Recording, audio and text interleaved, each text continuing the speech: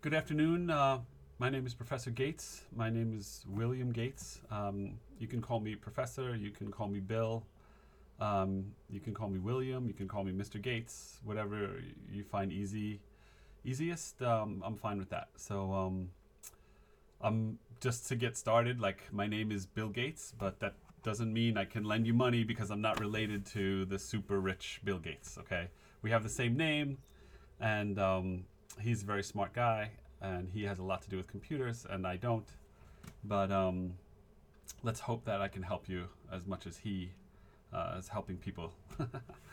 but so Today's lesson is about. It's the title of the lesson is the Pantheon Project. So before we get into that, I want to talk a little bit about myself. Um, and how I got to be here in front of you, and why I'm here. So I'm here because I love teaching, and I love architecture and design, and I worked in my first architecture office when I was in high school. I think I was 15 years old, and I wanted to be an architect since I was 7 or 8 years old, and I've studied architecture and design my whole life, and so that was 1987, I think, 1988, 87, I think it was 86, 87 was the first time I worked in an architecture office, and so that was a long time ago. So I'm pretty old. So one of the good things about that is I have a lot of experience, and hopefully I can help you move forward in your goals. Um, you're all here because you're interested in becoming designers and architects, and I've spent enormous amount of time laboring and struggling with a lot of the same questions that you are going to be struggling with and thinking about and working on. So I'm here to help you to move forward, and so please don't like. I don't care what title you use to talk to me, but if you have any question at all, just let me know. I'm here to talk to you about what this class is about, which is architectural design, and I'm looking forward to the semester that we're having together. So, getting back to today's lesson, it's excuse me, just shut that. The title of the project is the Pantheon Project. So, what can we talk about that? So let's talk about what the Pantheon is. So the Pantheon is a building in Rome that was constructed between 116 and 125 AD. It was commemorated in the year 126 AD by Hadrian. And what does Pantheon mean? Pantheon means like it was basically a temple to all the gods of ancient Rome.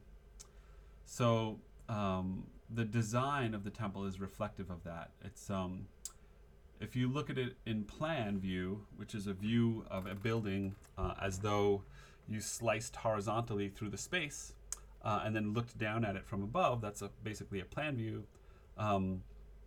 You would look at it and it would look like a circle or a cylinder. So that's kind of how you would look at it from above. So basically what the Pantheon is space-wise or building-wise, it's a gigantic building. And if you were to imagine a sphere with a diameter of approximately 145 feet, a perfect sphere could fit inside this building. And the building is designed around that idea. And in the plan view, when you look at it, there's all little sort of chapels that outline the exterior wall of the building. And those are dedicated to each of the gods, Pan meaning all, like each of the gods of this of ancient Rome. So it was a temple to all the gods of ancient Rome. So what's relevant about this for the terms of this project are that at the top of this sphere, at the very top of the building, there's something called an oculus, which is an opening. And the Pantheon has no other openings to let light in except for this oculus and the front door. And the front door doesn't let very much light in, because it's at street level, and you have to walk through sort of Greek temple that's, or a part of the entranceway that's modeled on a Greek temple that's attached to the front of the building. So very little natural light will come in through the front doors. So virtually all of the light enters through this oculus, which is an opening. There's no glass there, so when it rains, if you stand directly under it, you'll get rained on. And there it is, 142 feet high. That's basically the height of a 14-story building. So it's very tall, and the size of the oculus is about 28 feet in diameter. So it's gigantic. It's about as big as the classroom is across that I'm usually teaching in, and or from front to rear is about 30 feet. So that's a really big oculus. So so what's relevant about this for today's lesson? So the Pantheon is a building which is sort of creates the essential environment for understanding the way natural light impacts interior space. And that's really important for understanding architecture and design of space, because there's no other element that will have more of an impact on how people behave in your space and how you can craft the way that they behave in your space. Other than like natural light is the primary means to define sort of what the experience of the interior space of your designs are going to be about. So there's a lot of interesting quotes that we can talk about. One is this quote by Tadao Ando, which says, light alone does not make light.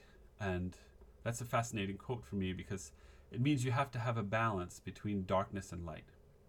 You have to understand that, yeah, you want light in your space, but you don't want to put light everywhere. You want to use light to define the elements or the experience or the atmosphere that you want people that are inhabiting your space to feel. So, so what can we talk about this? So the Pantheon Project. So what I would like you to do for this project is begin by sketching in your sketchbooks. So you get a pencil and you get your sketchbook out, and you sit and you start to think about, okay, maybe I'll sketch a little bit about what the Pantheon looks like. So I'll draw a little temple and I'll put a hole in the top, and I'll try to imagine like the way light comes into the space. And depending on the sort of how the geometry of the opening works, you can have light work in an unlimited number of ways. And every time you make some adjustment to the way that light enters the space, it will impact how that space feels. So you need to consider that. And not everything is going to be able to be figured out by thinking about it. And so I'm a big proponent of drawing. So you begin by thinking about what you want to do and imagining how the light will work. So 3 things happen to light when it sort of moves through space, right? Or when it interacts with an object. It can be reflected, it can be absorbed, and it can be transmitted. So if you imagine a mirror, right? A mirror is going to reflect virtually all of the light that strikes it, right? So if you imagine maybe a curtain, right? A curtain is going to allow some light, if it's not too dense, some light to be transmitted through it. And but some of that light is going to be reflected also off the curtains, and some of it will be absorbed by the curtains in the form of heat energy. So so that's one thing. So another idea for you to think about is this concept of interreflectance. Interreflectance is how light, when it enters a space and interacts with the surfaces on that space, that it will continue to bounce around that space until all of the energy from that light has been sort of diminished. So that's the concept of interreflectance. And you can use that when you're thinking about the spaces that you're going to be sketching out. So the idea of this project is for you to design a space that models an interesting way for light to interact in the space, in the same way that the Pantheon works. So one of the things we have to keep in mind with this is we're imagining natural sunlight. So you have to keep in mind where we are on the Earth, right? And that the sun rises in the east and sets in the west. And you can use that physicality of location to help you think about maybe light in the morning enters a certain way, and then maybe light in the afternoon is bounced off several surfaces before it enters, so it's not so harsh. And then maybe in the afternoon it enters a different way to sort of mark the end of the day. So you can use light in this way as a design element, just like the physical materials that we use to create a space, like wood or concrete or steel or glass or brass or bronze or any number of materials. But light is the sort of beginning element of thinking about the way you create and craft a space. So begin by thinking about interesting ways that light could interact with space. And maybe you start sketching in your books, little ideas in your sketchbooks about how you might want that to happen. So work through that, and if you start to come up with some that you're fond of, that you think are strong ideas for modeling the way light and space interact, then I want you to do a sketch model. A sketch model is basically a quick model made of cardboard or some kind of museum board. For the use of this project, I would like you to use museum board. Because it's a lighter colored material, it'll better demonstrate the way interreflectance works, because light reflects more strongly off of lighter colored material than it does dark material. So like a cardboard is a brown, so there will be some interreflectance or some light that's reflected off that surface. But if you use a brighter surface, like a museum board, like a white museum board, that light is going to be bounced a little more, and I think that gives you a little greater flexibility in designing space and how you can play with surfaces to control the way light comes in and creates atmosphere within space.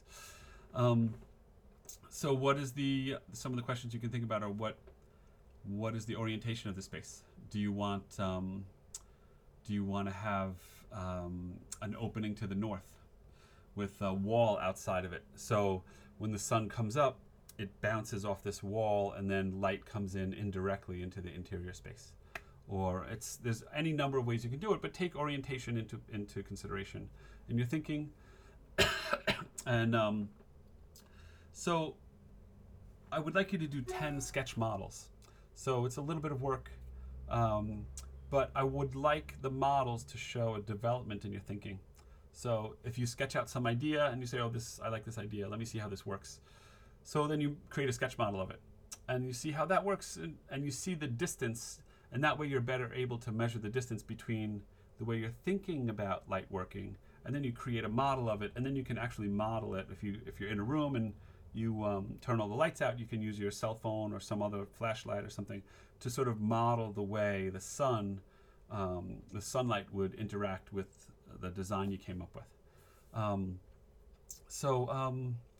And the sketch models should be about 6 inches by 6 inches by 6 inches, like not bigger than that. They're just little models that you make quickly to sort of think about space.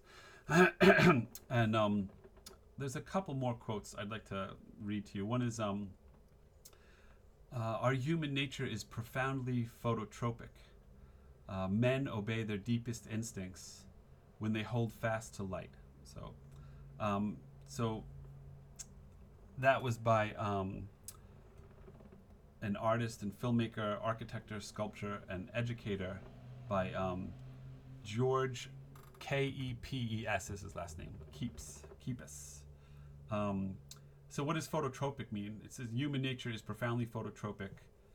People obey their deepest instincts when they hold fast to light. So what phototropic means is phototropism is one of the few instincts that human beings have, and that is our attraction to light. So if you're in some space that's dark and suddenly there's a light, everyone will go to the light, because that's how we come to understand our world. Human beings are such visual creatures that in the darkness, it's profoundly difficult to understand who we are and who others are and the world that we're experiencing. So that's the idea of phototropism. So remember that. Okay. Another quote is, "Light is the first element of design. Without it, there is no color, form, or texture." So yeah, that's it. Light. We define our sense of a space by its illumination and what's illuminated in the space. A dim space with sort of little punctuated pockets of light will create a sense where people will come together underneath these pockets of light, where they can see each other better and interact better and understand each other better and understand the world that they're living in better. So a space where the walls are illuminated and the interior of the space is dark, people will go to the walls where it's brighter. And so light is the first sort of element when you're thinking about designing a space, how you can move people through the space and the atmosphere that you're creating in the space. Another quote is, "There are two kinds of light, the glow that illuminates and the glare that obscures." So remember, light is not just it's not just a 100-watt bulb that you just plug in anywhere, right? It's light can be very soft. It can glow like a fire, like a campfire, or like a twinkling star in the night sky.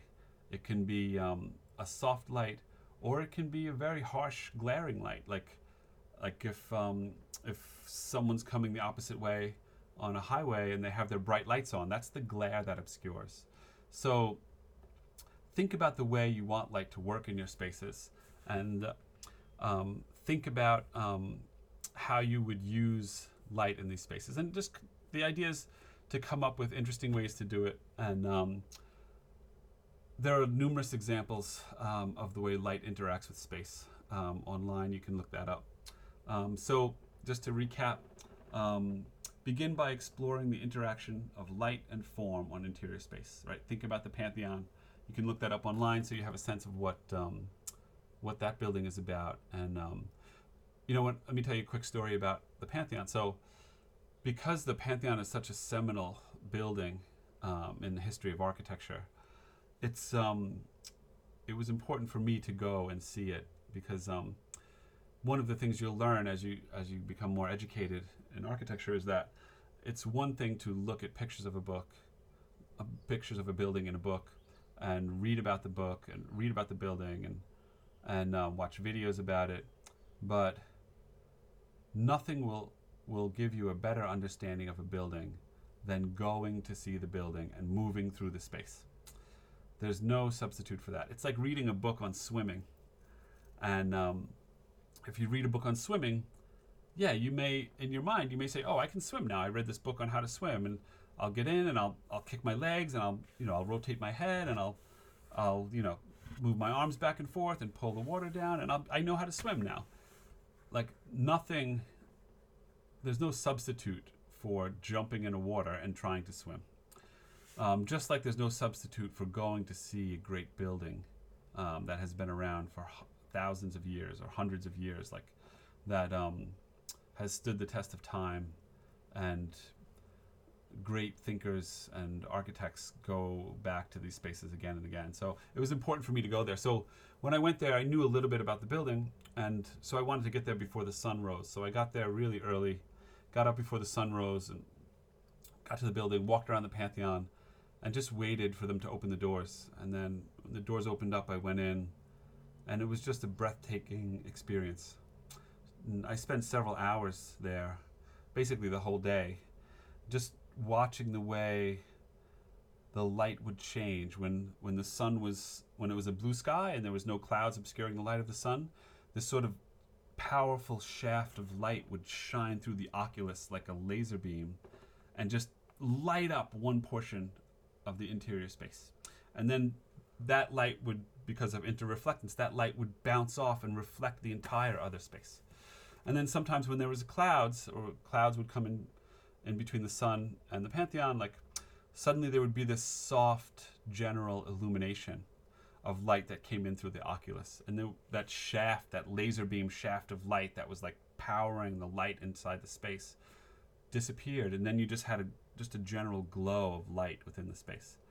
And the way that changed throughout the day, and the way people were influenced by that type of light, was just fascinating to experience. So please, you can watch some videos online about that. There's a couple of videos I'd like you to watch. One of them is called Peter Zumthor interview. It's different kinds of silence. Another interview I'd like you to watch is Peter Zumthor. It's Peter Zumthor - long interview. I thought those were pretty good. And so, just to summarize the project, start sketching in your books about the way you would like light to interact with interior space. I want you to come up with 10 ideas that you think are pretty good. And do 10 sketch models of those ideas. And they should show a deepening of your thought, a deepening of consideration about the way the light and interior space interact. And of those 10, you should find one that you are particularly interested in. You can take that one, and I would like you to do a digital model of that. So there's a number of modeling programs you can use. For the purpose of this video, I'm assuming that you're familiar with this. And model the space. And there are functions within the sort of architectural modeling software where you can model the way light moves through the space. And then get a sense of how you're thinking about it, right? How your sketches worked, how your sketch model worked, and how the digital model worked. And that's going to sort of give you a little bit of an idea about how to refine your thinking about when you start to think about light and space. It's going to give you a little bit of an education there, so that maybe the way you're thinking about it isn't really the way it's going to work. But the way to begin improving that is by doing this assignment. So draw. The more you draw, the better. Drawing is essentially a record of your thoughts. And just a little minute about that. When I started working in architecture offices, everything was done by hand. There was no CAD software that any of these architecture firms were using. So everything was done by hand. And I've sort of been lucky enough to see this giant swing in the transition of professional professional use of drawing, going from the sort of hand to sort of everything is done by computer now. And I'm a big proponent of hand drawing just because it's a record of your thought at that moment. And if you do everything in CAD, you usually work on the same drawing, and then you're changing it over time. But when you change it over time and you save it, the record of that idea is lost. And you can't then go back to it a day later or 10 minutes later or a year later and see that idea in a new way because of other ideas that you've had since then, or other experiences you've had since then. And so you lose the sort of compounding effect that the record of your historical record of your thinking about architecture and design exists. So, okay, if you have any questions, I'm going to be here. I have office hours for the next hour and a half after class. So I'm here for you. So if you want to sit down and we can start thinking about this, if there's any questions, please ask me. If you're not sure about anything that I said, I'm happy to go over it with you. And just a note in the future, it's always good to, when I'm lecturing, just to keep your pencil and your notebook open. And if I mention something and I keep talking and it was something you didn't understand, just make a little note about it and put a question mark next to it. And then you can either email me about it, or you can come talk to me after class, or you can raise your hand at that moment in class, and I'm happy to talk about it then too. Okay, thank you. I hope you had a good time, and I'm looking forward to our next class. Thanks. Good night.